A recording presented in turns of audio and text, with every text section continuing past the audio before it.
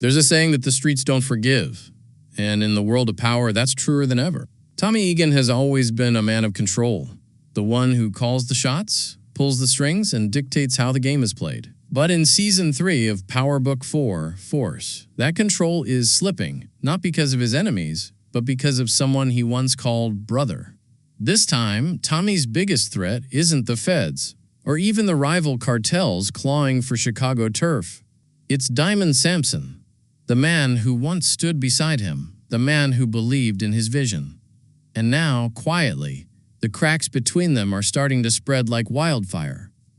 The calm before the war, when Force returned for Season 3, it didn't waste a second reminding us where things left off.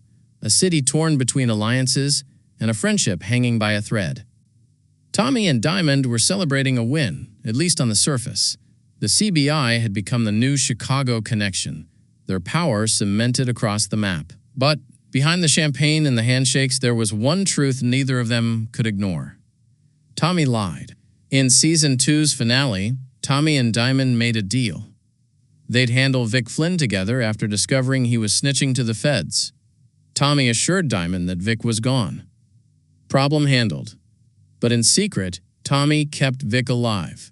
He used him as a pawn, a silent weapon against the feds, a way to manipulate the game from behind the curtain. And when Tommy finally revealed the truth, that Vic was alive, that he had used him for his own leverage, you could see it in Diamond's eyes, that quiet disbelief, that stillness before anger turns into something worse, distance.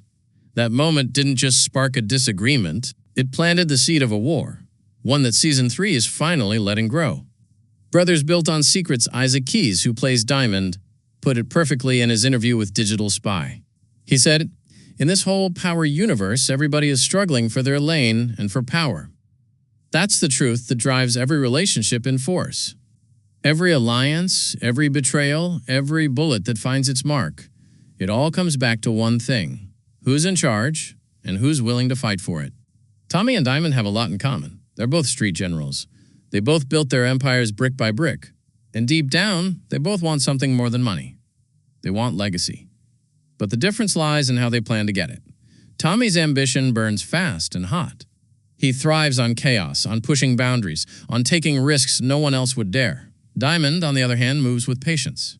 He's measured, strategic, the kind of leader who believes in unity and structure, a man who's seen what happens when ego destroys empires. That's what makes their partnership powerful.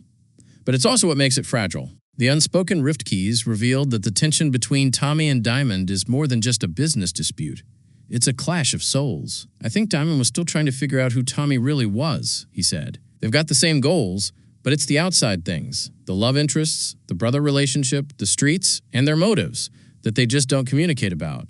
That right there, communication, is the ghost haunting their empire. Tommy doesn't talk about his moves. He acts. Diamond, on the other hand, wants transparency.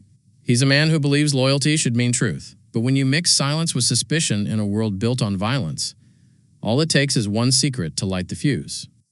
Tommy might think he's keeping control by holding back information, but what he's really doing is isolating himself. Because when the people closest to you start doubting your word, your power doesn't just shrink, it turns against you. The hidden parallel. Here's where things get really interesting. The rift between Tommy and Diamond mirrors something that's been happening across the power universe from the very beginning. Ghost and Tommy, Kanan and Breeze, Tariq and Braden.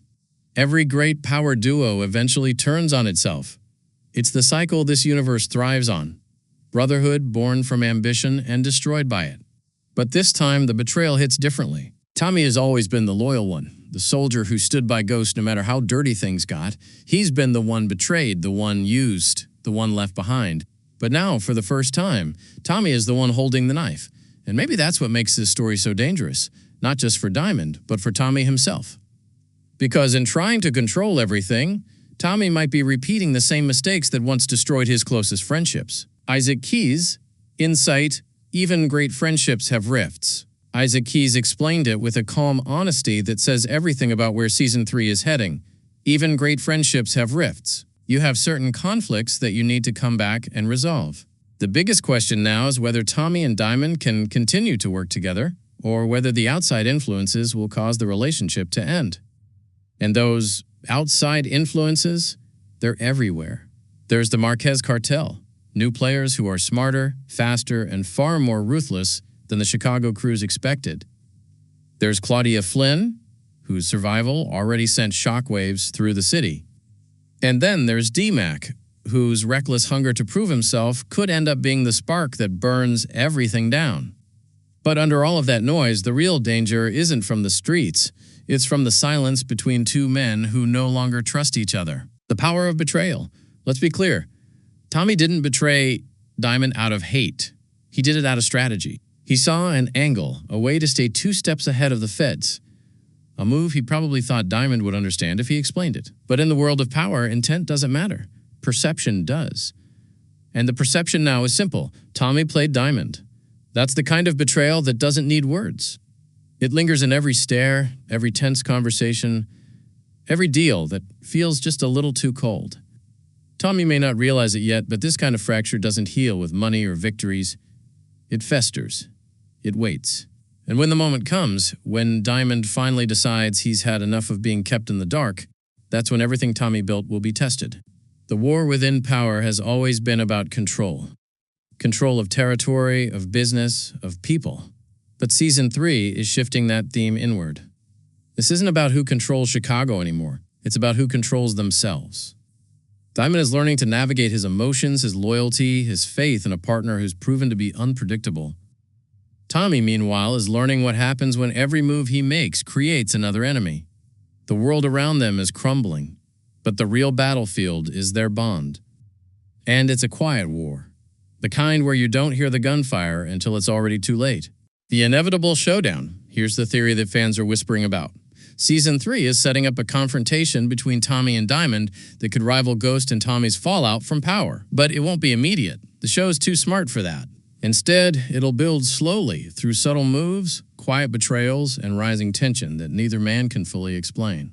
Maybe Diamond starts moving his own product on the side. Maybe Tommy finds out. Maybe one of them crosses a line too far. The question isn't if it'll happen, it's when. Because every empire in this universe eventually turns on itself. That's not speculation. That's tradition, the human side of the game. What makes this story so powerful, though, isn't the guns or the power plays. It's the humanity underneath. Tommy and Diamond aren't just criminals. They're men who have built something together, through blood, through risk, through trust that's now hanging by a thread. They've both seen betrayal before, but this time it hits closer to home because it's not about business. It's about belief. Diamond believed Tommy was different, that he was more than another street hustler trying to control everything. But now, he's not so sure. And Tommy, deep down, probably knows he's losing one of the few people who ever truly had his back. That's the tragedy power does best. Not the explosions, not the shootouts. The quiet realization that the person beside you might not be beside you for much longer. What happens next? Isaac Keyes hinted that what's coming next is both exciting and painful. The rift between Tommy and Diamond isn't just personal, it's systemic. It'll shake the entire foundation of CBI and the coalition. Every loyalty, every alliance, every side deal will start to wobble under the weight of their mistrust. And when it breaks, when the streets finally pick sides, Tommy will be forced to answer the question he's been avoiding since the beginning. Can you really run an empire alone? Final thoughts. At its core, Power Book 4. Force has always been about Tommy finding his place in a city that doesn't play by anyone's rules. But Season 3 is doing something deeper. It's stripping away his control, piece by piece, until all that's left is the man behind the legend. And as Isaac Keyes said, even great friendships have rifts. But in this universe, rifts don't heal. They explode. So when the dust finally settles, when the empire Tommy fought to build stands on the edge of collapse, don't look at the feds. Don't look at the cartels. Don't even look at the Flynn family. Because the man who could end Tommy Egan's reign isn't coming for him from the outside. He's standing right beside him. And his name is Diamond Sampson.